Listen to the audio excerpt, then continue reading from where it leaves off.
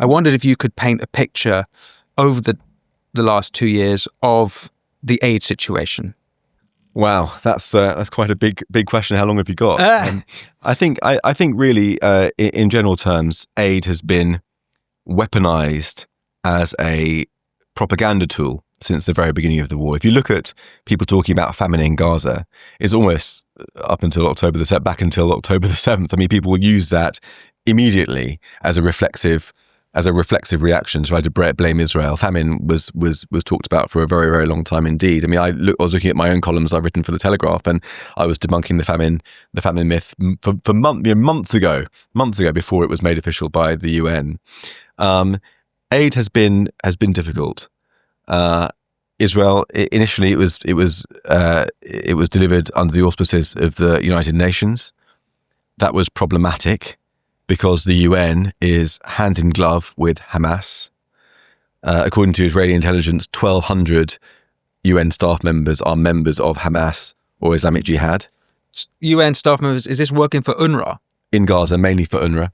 Mainly for UNRWA? Yeah, I'm not sure entirely, but I'm not sure the exact figures, but predominantly UNRWA. But if they're working for UNRWA, they don't have any sway, do they, at the top level of the UN, right? Because the UN is a huge... No, well, I mean, the top level is something different. I mean, we can talk about that. We can talk about Francesca Albanese. We can talk about Tom Fletcher and other high-ranking UN officials who are controversial, shall we say. But even within Gaza, you've got, there were a number, I think it was 12, identified UN staff who took part in the atrocities of October the 7th. 10% of UN staff is thought to be in Gaza is thought to be members of Hamas or Islamic Jihad.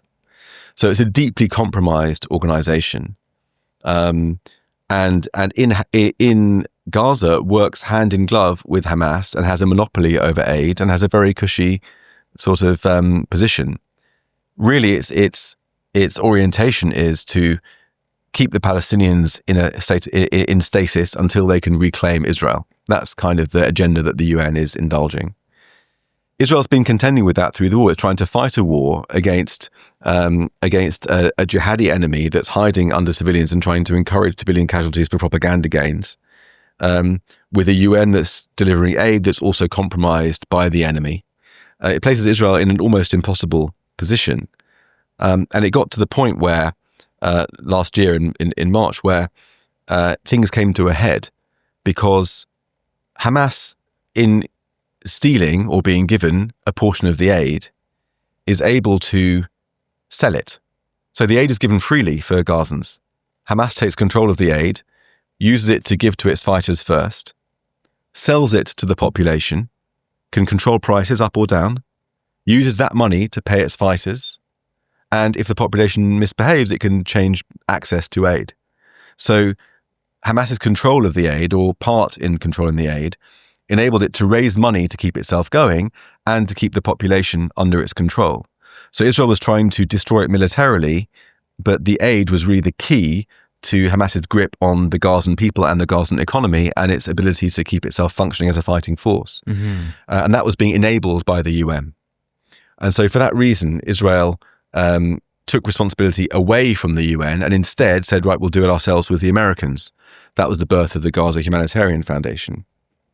And that was the catalyst for a huge backlash from the United Nations, accusing Israel of weaponizing famine as a weapon of war, accusing Israel of that the genocide allegations really began to mount up. Why did that trigger that backlash?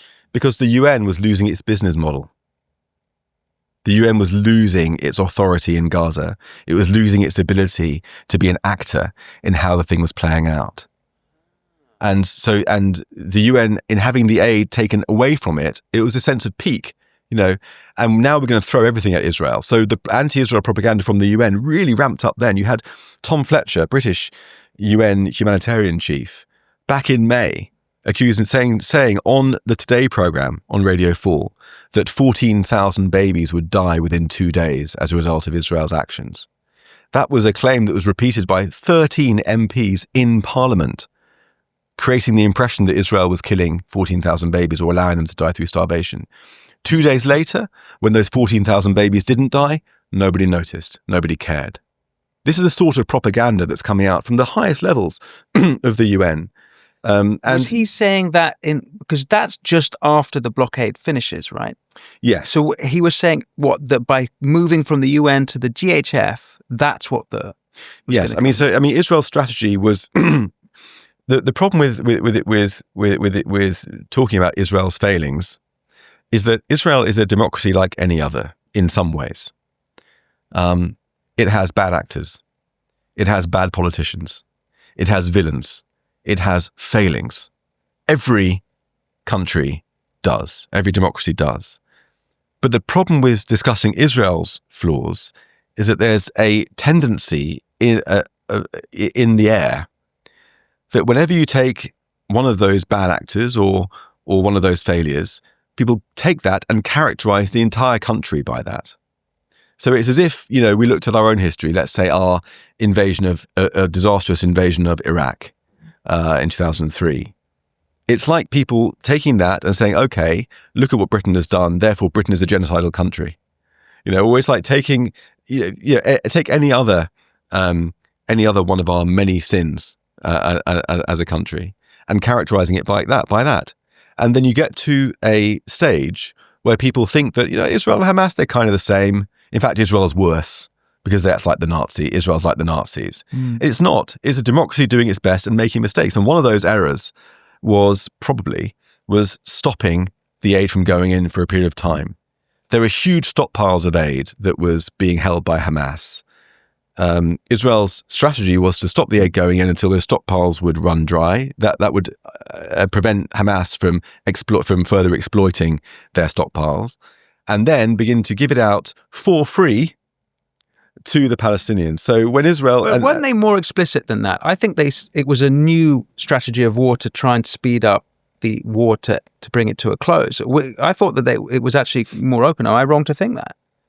They were more openly saying, as a strategy of war, we're going to do this blockade because what we've tried before hasn't worked. Yeah, it was in the context of trying to stop Hamas from keeping itself alive with the aid. Right. Okay.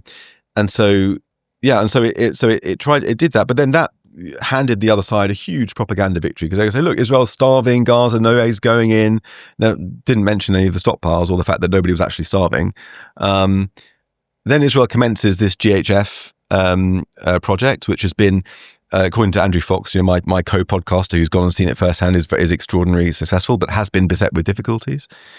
But essentially giving the food to the Palestinians without requiring them to pay for it.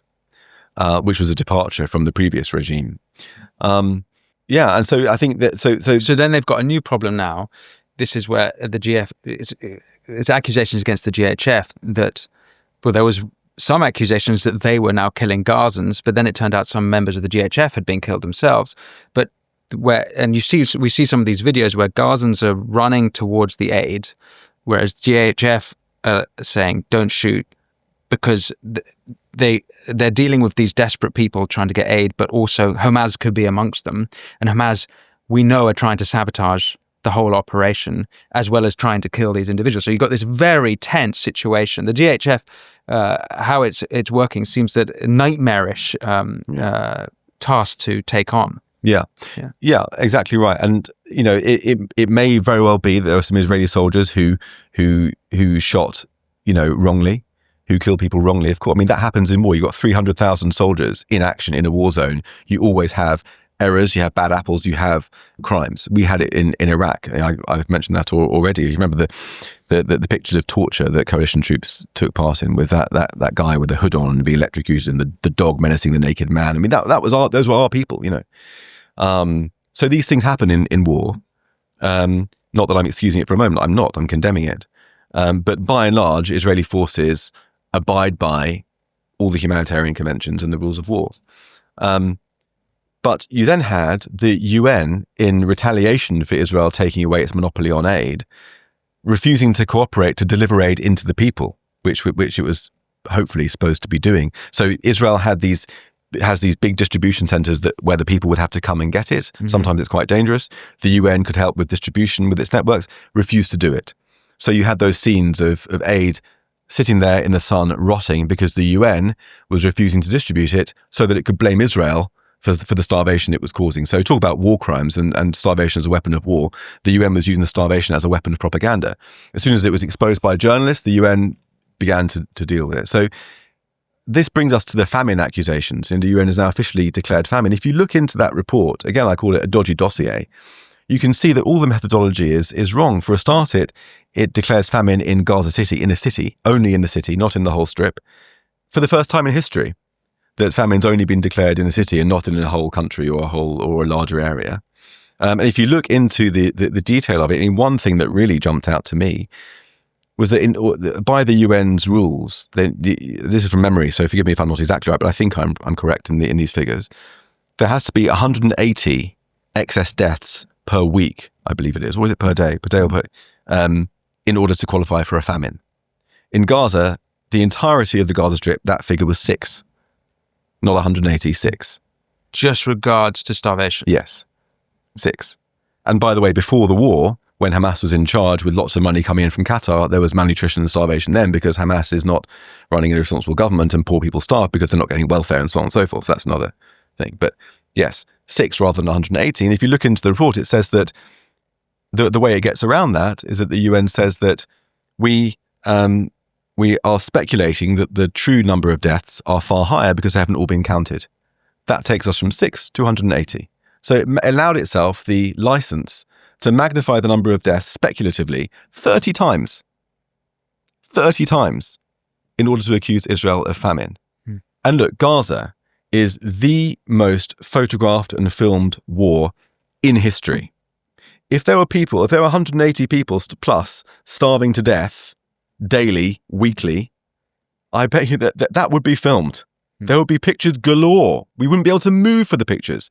But the only pictures we've seen have been people with cancer, with other health defects, not starving, passed off as pictures of starvation, famously on the front page of the New York Times and Daily Express and elsewhere. It is a hoax that the UN is complicit in, that the media is taking and running with and is informing government policy. When Prime Minister Starmer announced he was going to recognise a Palestinian state, he mentioned in that statement the pictures coming out of Gaza.